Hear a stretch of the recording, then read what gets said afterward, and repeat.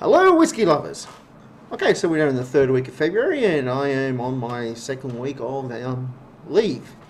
So here we are in the Gold Coast, lovely little place called Labrador, where across the harbour, inlet, whatever, from SeaWorld. Can't quite see it from our room, but if you go down to the pool, which is right below us, but you go a little bit to the right, look between the buildings, you can actually see SeaWorld. And we're having a nice, lovely time. It's great to be relaxing. Anyway, so while we're up here, I picked up myself a little something to try for today. A Suntory. Now, this is a blended whiskey, but it is quite nice. So they didn't have much that I haven't already tried in the single malts that was in a decent price range for me. So, okay, so Suntory is the owner of the Yamazaka Distillery. It's a Japanese distillery located in, and I'm sure Joshua will be contacting me at some point to correct my pronunciations because I do not speak Japanese, but Shimamoto, Osaka Prefecture, Japan. It was first opened in 1923 and was owned by, as I said, by Suntory. It was Japan's first commercial whiskey distillery. Now, it was opened by Tori Shinjiro. He was the company founder and chairman of Kotobukala, which was the predecessor of Suntory, and he wanted to produce some serious whiskey, so therefore he hired Takasura Masataka, who was from a brewing family since the 17th century of Sake, who had actually been in Scotland in 1918, studying at Glasgow, and learned to make Scotch whiskey at a Scotch distillery. He also happened to marry a Scottish girl called Jessie Roberta Rita Cohen, and she went with him to Japan in the 1920s. So the major advantages are Japanese whiskey has a very strong connection to Scottish whiskey. So not only do we have the very first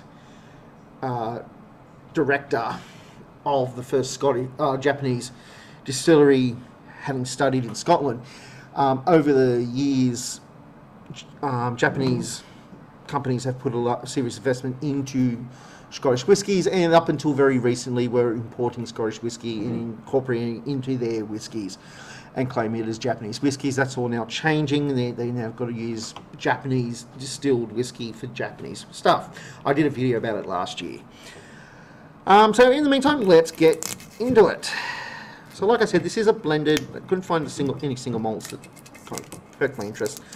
I might see if I can get a little sample minibar bottle for next week, or I might just do a cocktail. I haven't decided yet.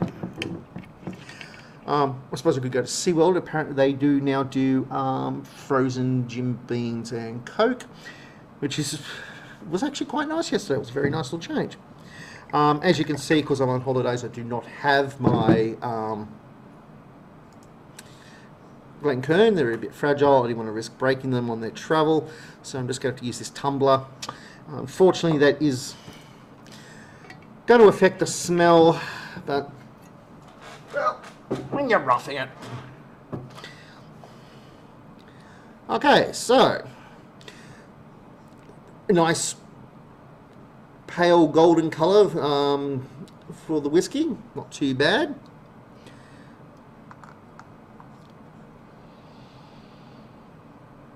It's a nice sweet honeyed smell.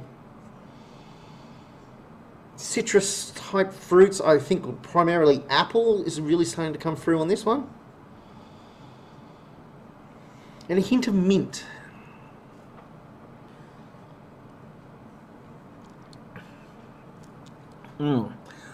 This one's a very light on the palate. Definitely got the citrus notes there from the green apple.